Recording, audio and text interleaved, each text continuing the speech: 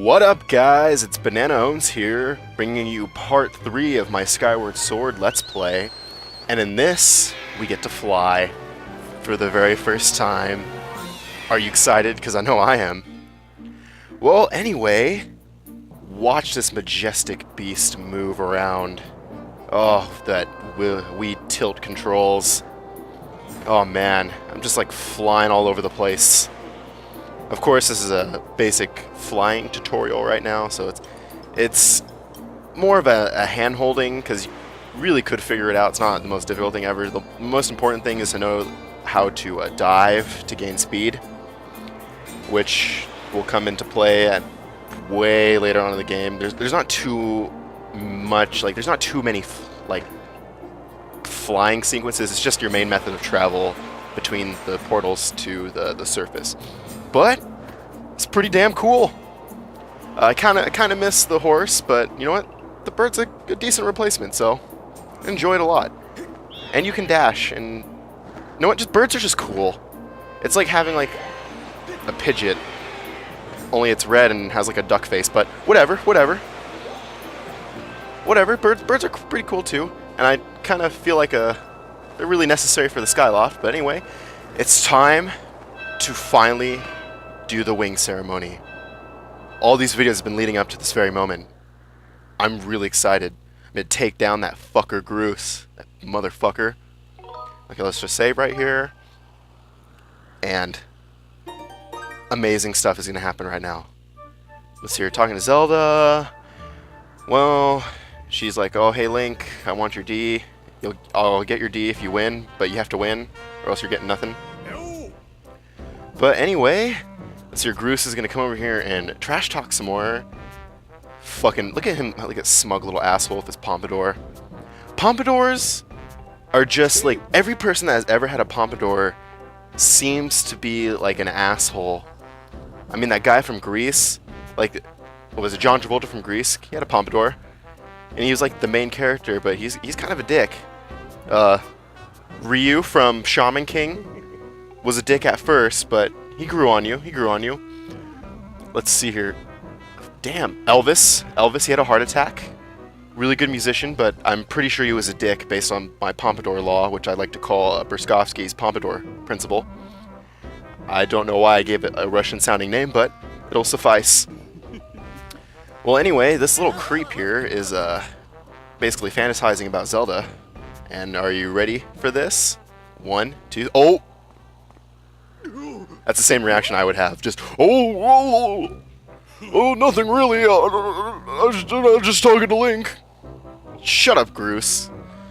God damn, I hate him so much. But he gets cooler. So don't worry about that. Just right now, he's the Biff of this game. He gets cool He gets cool at the end of things, but right now he's just an a-hole. Okay, let's hear. Yeah, I'm gonna win this wing ceremony. Fucking right. Like a boss. I mean, YOLO, right, guys? Okay, let's start this. Oh, yeah. Look at the sky. So majestic. I didn't realize that they have smoke technology to basically fly like the stunt planes and air shows. Oh, look how beautiful this is. That red, green, and blue. Oh, so amazing. And then it just cuts to these people on the ground right here. It's kind of, you know, it's really weird how Groose's whole posse is in the same, like, class as Link. It's kind of really unfair if you think about it. It's like, it's basically a 3v1, but as you can see, I'm a boss, and so is Link. So we fucking own them. Fucking own them, indeed. You know, it's kind of like they're telling you about the wing ceremony, and they're telling you, like, dash off, like, we get it. We get it, really. This is the wing ceremony. They should be acting like these guys have been training for, like, I don't know, maybe like years. They should know how to dash off and call their birds. You don't have to explain it to me, but whatever. Oh, look at Zelda. Freaking amazing. Am I right, guys? 10 out of 10 would bang. Well, at least that's what Groose says, but anyway. She's so sweet in this game. Like, the whole Link-Zelda dynamic it makes my heart cry, how beautiful it is. Fucking dashing and flying now. Let's do this shit.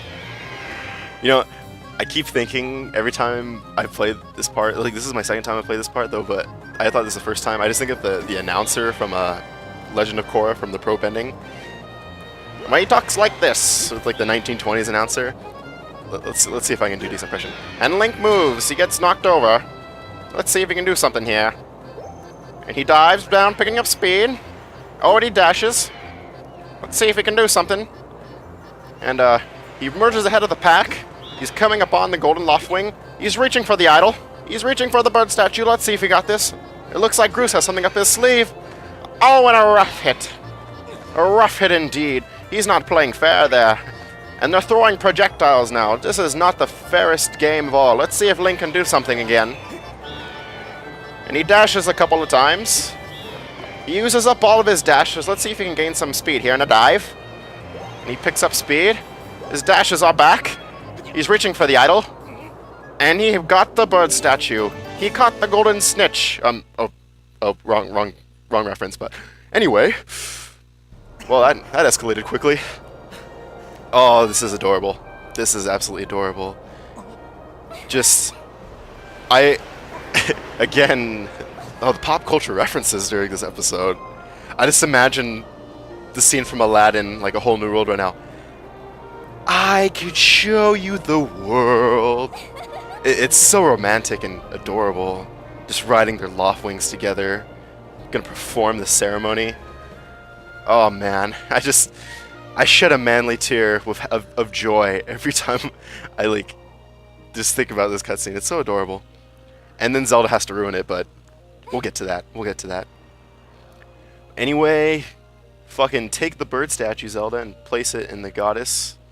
That's kind of weird, but no, I don't knock on their traditions, except for I just did, but it's cool.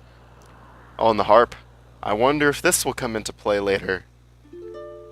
Wink, wink, hint, hint, epic foreshadowing yet again. I really like the shot right here. It looks really nice. This game looks absolutely gorgeous. And it's so just like beautiful, like the whole art style. It's like you're playing in a painting. And I know a lot of people want like the super realistic Zelda, but I really enjoy like them experimenting with the art styles.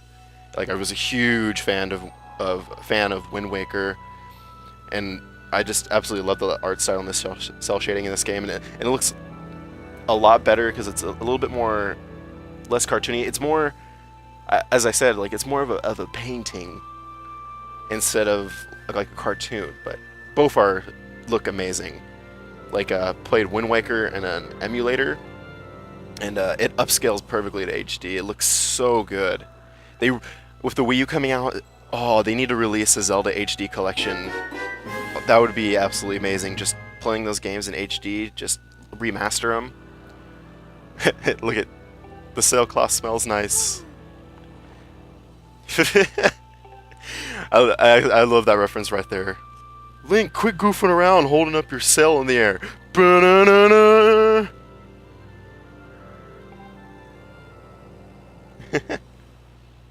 But anyway, let's see here. I'm gonna oh, look how adorable this cutscene is. It's just pretty cool. Going into a whisper here. I don't want to ruin the moment. Oh, Zelda's going in for the kiss. She's going in for the kiss. Oh my god. Oh my god. It's gonna happen, right? It's gonna happen. It's finally gonna happen. She's gonna do it. Oh man. Oh, some hot Link Zelda action. It's gonna happen. She's gonna do it. And then, freaking bitch. Way to kill the mood. Just like, oh, we have to jump off the statue now. And we're getting into one of Zelda's character traits in this game. She likes to push you off things. Boom. That's like, once if Link fails, that's murder. What would she do then? She was all like worried about him passing the exam, but she pushes him off a goddamn like 40-foot statue. Obviously don't worry that much. But anyway, that was a really easy gameplay sequence there. I remember the first time I played it, I spent like 20 minutes trying to figure out the tilt controls to control the fall. I just could not figure it out. It was really unresponsive, but I'm a pro at it now, so you guys saw that. Oh, and oh, I love that shot with the sun rays. It's so beautiful. The contrasting blue and red loft wings. And Zelda is basically asking Link on a date right now, and it's so adorable. Just so adorable. Oh, I love this game. A lot of people hate on it right now, but, and me including, I hate on some aspects of it, but it's a really good game. Oh, just how beautiful would it be? Again, the Aladdin reference. I could show you the world, shining, shimmering splendor. Just how beautiful this is. Oh, she wants Link so bad in this game. You can cut the romantic tension with a knife. But, of course, not everything's gonna work out. Because she's about to admit something right now. And we're gonna go in 3, 2, 1. What the fuck, man? Holy shit, that is a giant fucking tornado. I just really came out, like, there's not a lot of storms in the Skyloft, because I guess they're mostly above the clouds. So, oh, that's pretty surprising. But anyway, no! Zelda! Freaking Link. Oh, he just got owned right there. And it broke my heart seeing that for the first time. They're about to have a moment. And it just ended. And this like dream sequence is straight out of Twilight Princess. That one part where I think the light spirit gives him like a little bit of a vision and a backstory behind the Twilight Realm. Oh, that's what this reminds me of a lot. Like the whole black screen, and then I don't know, and then instead of like Elia in Twilight Princess, it's Fi or Fi, or whatever the fuck you're supposed to say, but whatever.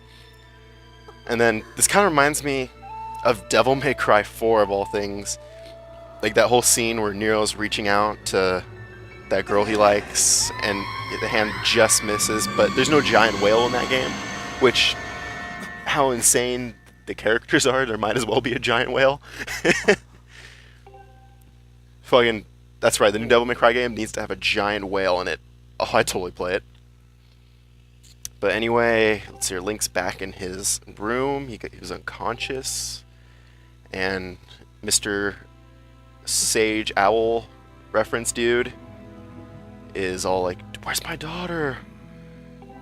Oh man, you know, I don't know how I feel about the whole voice acting in Zelda games, because I think Link should, for the most part, be a silent protagonist still, but maybe the other characters should, because kind of reading the story, it just doesn't have that much of a impact anymore compared to like more of these more contemporary games with voice acting.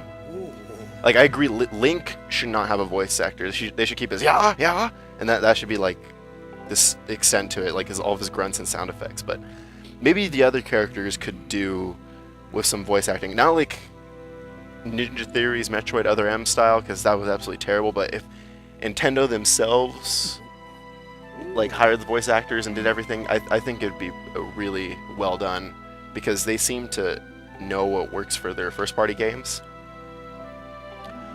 But anyway, like this whole scene right here would probably be way more impactful if there was some sort of voice acting, like instead of just looking at these like cell shaded characters. Imagine like voice acting coupled with the visuals would really help sell it, because this game already has one of the better stories of any Zelda game. It's just a little bit of extra mile. Hopefully they're considering that for the next Zelda for Wii U.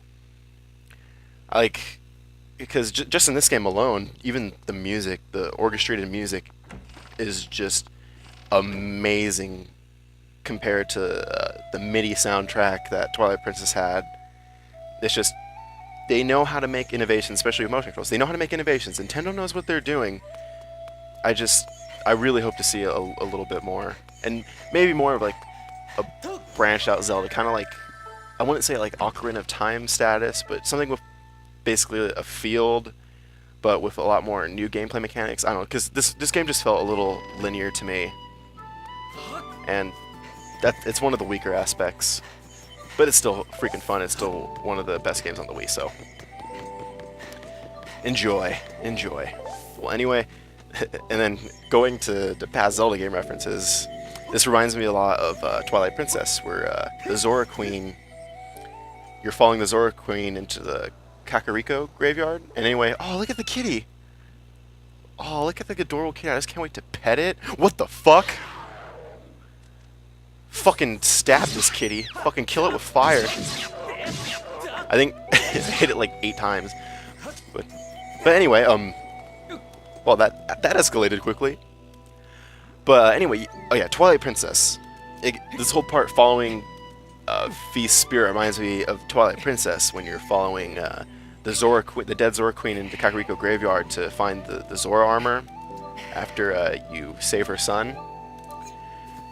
And I don't know, it just, I've said this time and time again, I just love this game. It's like an homage to all the past Zelda games. And it makes me feel like they actually like care. I was embarrassing right there, I almost let my stamina, like, this is just, I'm sorry you guys had to watch that with that slime blob thingy. I was having a hard time killing it. I'm not the brightest, you know? But I try.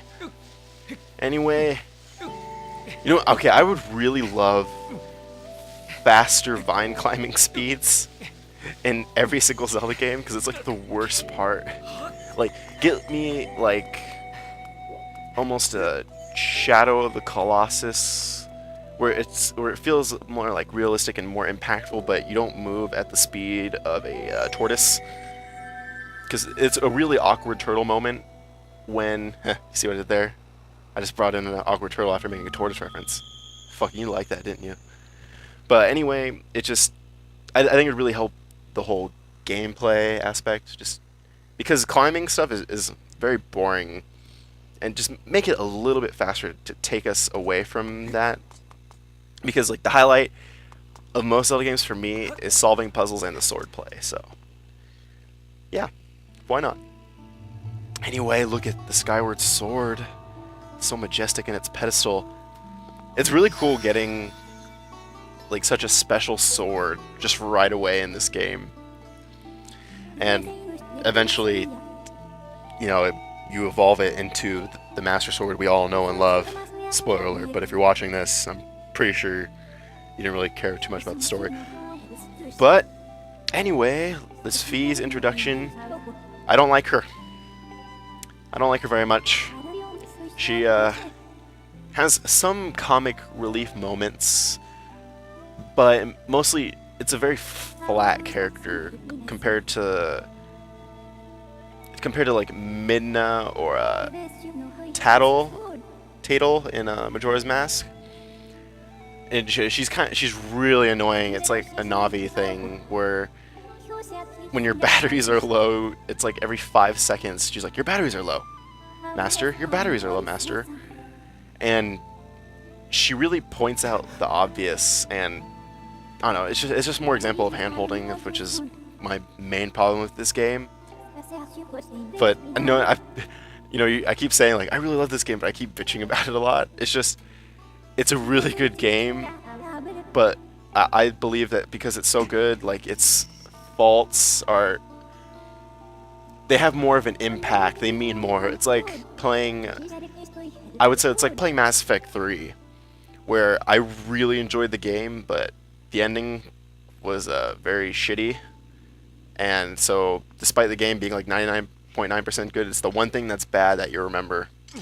So, no fault to this game at all. But let me awkwardly try to get my Skyward Strike on right here. Oh yeah, there we go. Like a boss. It only took me like 5 seconds. Da -na -na -na -na. such an epic part with my Skyward Sword. Oh, that's why they call the game Skyward Sword, because you get the Skyward Sword. See there? Nintendo knows what they're doing. Anyway, there's going to be more cutscenes, and I'm proud to say in the next video, we'll probably get up to right before we enter the dungeon. Before I get to play the first dungeon, so I'm really excited about that. Because this whole intro part has been pretty boring, like gameplay-wise.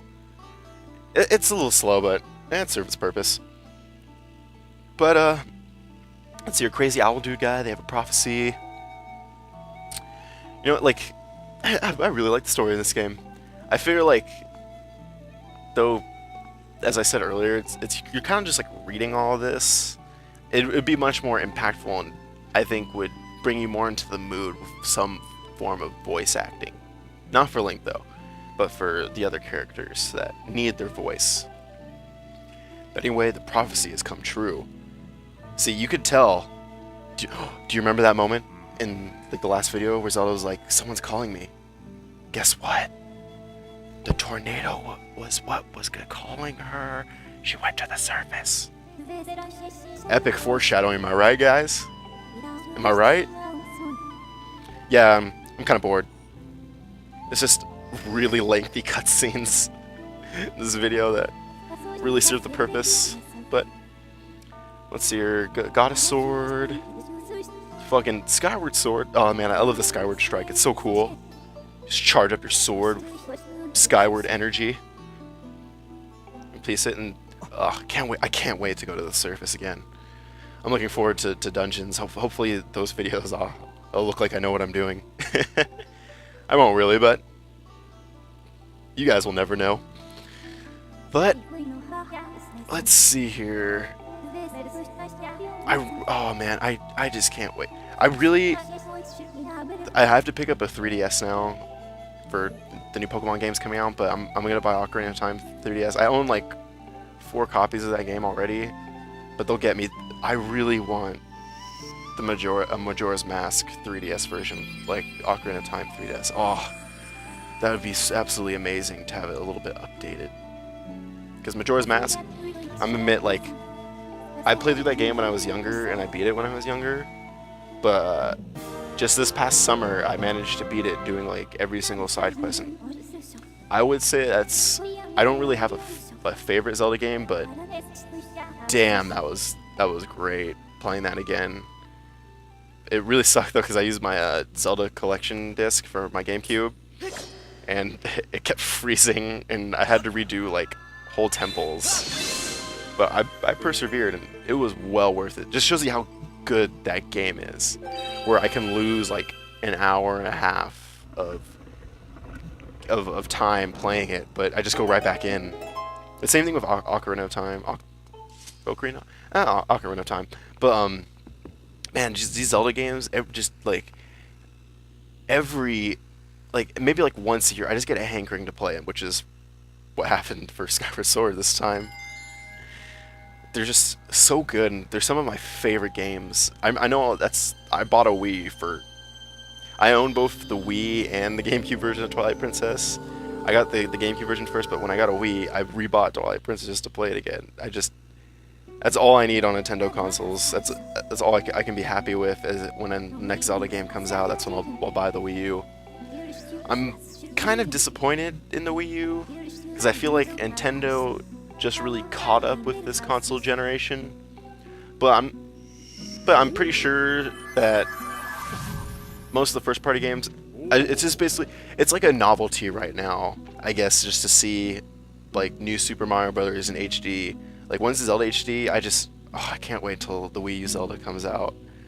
Oh, man, I want some information on that soon. And and Smash Brothers as well. I believe they're making a 3DS version and a Wii U version with some interconnectability, maybe? I don't know.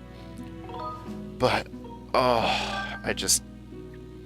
once Super Smash Bros. Or Zelda comes out, that's when I'll get my Wii U. And then, just right now, 3DS takes full priority. Just for Pokemon. For my Pokemans. I still stand by my statement that a Loftwing should be a Pokemon, or Oh, that'd be so cool. The loft wing, and then have it like a little tinier bird evolve into it. Well, anyway, that's all for today. So